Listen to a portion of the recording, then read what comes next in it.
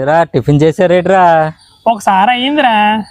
Tiffin ఒకసారి కదా 100 సార్లు అది చేస్తారేటి? అంటే నేను అప్పుడప్పుడు రెండోసారి కూడా చేస్తానురా. ఏరా ఈరోజు ఎంత తెల్లగా కనబడుతున్నావు? నాకు చెప్పకుండా ఏటి వాడేస్తున్నావు ముఖానికి?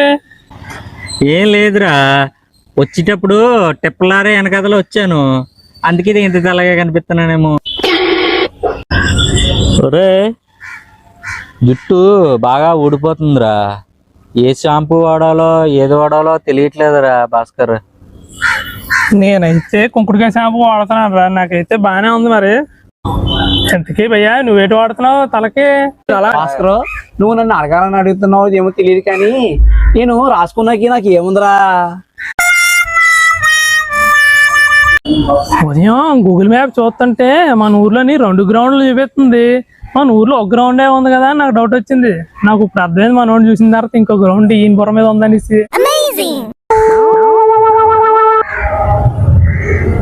నేను సాయంత్రం వస్తాను, నేను వచ్చేసరికి డబ్బులు నేను లెక్కలు కరెక్ట్గా ఉండాలి.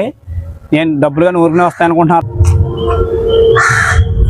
ఓకే, మనోడు ఏం చేస్తాడు రా, అంత గట్టిగా వాయించేస్తున్నాడు? మనోడికి పెద్ద పెద్ద బిజినెస్లు ఉన్నాయి, చాలా ఊర్లో షాపులు కూడా ఉన్నాయిరా. ఒరే మనోడు డబ్బులు ఊరుకునే రావు అని చెప్పి తిడుతున్నాడు అందరు. నేను మరి మనోడికి డబ్బులు ఎన్ని ఎలా వచ్చారా, ఇన్ని షాపులు ఇన్ని బిజినెస్ ఎలా మెయింటైన్ చేస్తున్నాడు అంట? ఒకసారి మనోడి కాదు చూడరా,